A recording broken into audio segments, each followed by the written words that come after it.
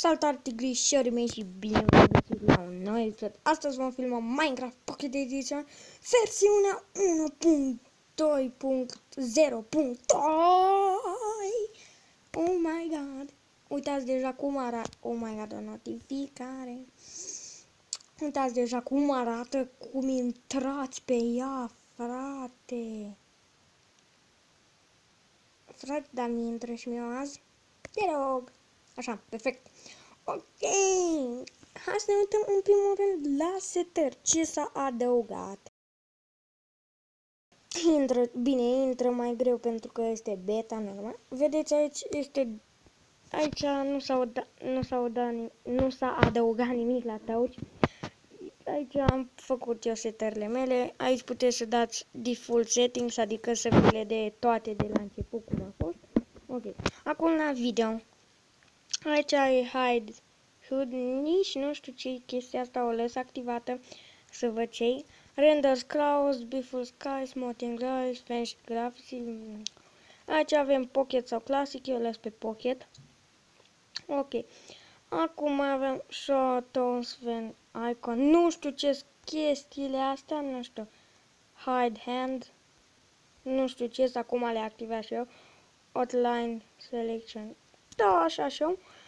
Aici nu știu ce, am dat la maxim și aici la maxim. Aici nu știu ce și eu am activat asta. Și aveți default setting și cam atâta. Da. La audio este tot aceeași.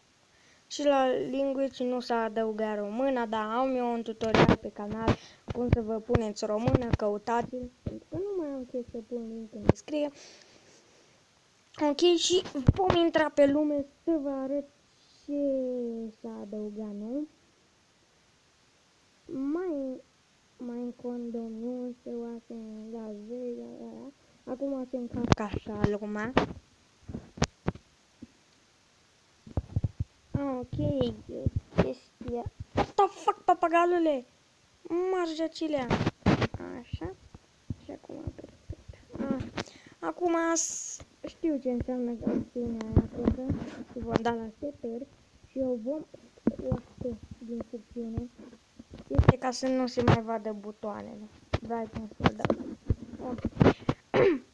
În primul rând, de ce nu am mână, frate? Cred că e vreo setare de acolo să nu ai mână.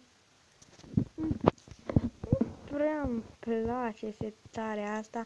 Adică de ce n-ai vrea să-ți vezi mâna, frate? Ok, stați un pic că pun o pauză. Ok, frate, și am revenit. Ok, deci în primul rând s-a adăugat sticlă.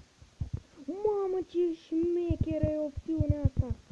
Nu știu ce opțiune e, dar fiți atenți, ca pe calculator! Uitați, deci dacă vă întoarceți așa, vedeți, se vede dunga asta, chestia asta, ca pe calculator, adică se vede cât ocupă și... Mamă, e super tare. Ok, deci în primul rând avem sticlă colorată, și dacă puneți acum o sticlă separată, veți, nu se va mai pune ca dinainte, se va pune așa. Oh my god, papagalule, unde ești? Nene, așa. Și cu ocazia sticlei colorate, avem și beacon-uri colorate. Dar beacon-urile se pot colora doar cu bucata asta galbenă, nu și cu bucățile astea mari, știți, vedeți, bucățile astea mari, frate, chestia asta, oh my god, papagalule, nu mai sări. Ok, bucățile astea mari, nu astea, astea nu colorează, din păcate, era super dacă colorau și ele, acolo nu băgați în seamă, voi face un tutorial. Ok, aici este sperma, sperma, doamne, este cântecele, deci vedeți, nu merge. Dau la maxim tableta, ați văzut la audio că e la maxim Minecraft-ul și pun CD-ul. Uitați. What the fuck? Ce dracu s-a auzit? What the fuck? Papagalul ăla e posedat, ia uitați-vă ce face la mine pe umăr. What the fuck, papagalule? Încetează. Deci vedeți, nu se aude. schimb nu se aude. Și asta mă enervează cumplit. Poate nu știu. Una, doi, nu știu cât a fost, deci una, două. În al treilea rând avem cărți pe care putem să scriem. Ținem apăsat și bum, subscribe la YouTube, Tigru de Roce, like și putem să ajungem doar până la pagina 50. Stați, na, ce pui mei. Ok, deci doar până la 50, ați văzut? Oh my god, pun asta la loc, ok. Avem bannere colorate, alte modele nu avem, cred că, nu știu, n-am încercat, dar oricum. Așa. Aici avem papagali, după cum ați văzut avem papagali. Dacă sărim, îl dăm jos, îi putem pune sit, să stea și să nu mai stea, să vină după voi. Îi putem îmblânzi cu semințe și cu ouă, îi putem spauna din asta. Ok, acum îi vom da asta și dacă mergem în fața lui, vedeți, este pe voi. Uitați-l aici, drăguțul. Ok, acum îl voi da jos, că nu am nevoie de el momentan. Ok, în al doilea rând, acum putem spawna direct un zombie villager. Vedeți aici, spawn villager, zombie villager. Oh my god. Hai bă, te rog, așa. Și s-au adăugat sunete noi la el, deci vedeți.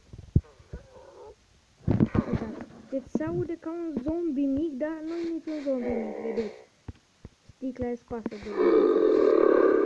și s-au adăugat sunete noi la el. Și ce este asta, frate, nu înțeleg. Ok. Nu știu a câtelea rând, avem armor stand-uri. Și armor stand-urile, asta nu-l băgați în seamă, am pus eu armură așa pe el. Îl putem pune în pozițiile, deci prima, a doua, a treia, a patra, a cincea, a șasea, a opta, a noua, a zecea, a 11, a 12, a 13. Mie mi se par hazlii astea. Mamă, ce șmecheri sunt alea. Ok.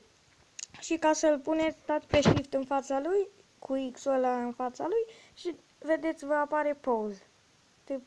Tip. Sau țineți apăsat și se schimbă. Ia uitați, zici că este o bandă desenată. Deci fii atent, dacă ții click pe el apăsat, nu click, bine, ții apăsat pe ecran și bum, deci ții apăsat într-una. Vedeți?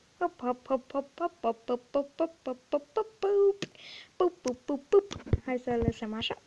Ok, și ultimul rând avem artificii. Artificiile se pot colora în diferite moduri cu astea. Și hai să luăm câteva artificii. Și bum bum bum bum bum bum.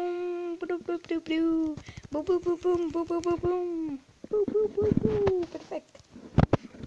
Sunt super. Deci, cam atât s-a adăugat. Bine, și limita de blocuri. Acum stați să iau un bloc. Ok, dăm un bloc. Bă, ești stupid? Ok. Și așa arată inventarul de pe aici. Așa, super, chestii. Ok. Acum vom urca sus. Hai mă urc o dată. Perfect. Ia uitați ce vă amețește chestia asta. Am pus și eu aici niște blocuri la nimereală. Vedeți, am luat un bloc la nimereală.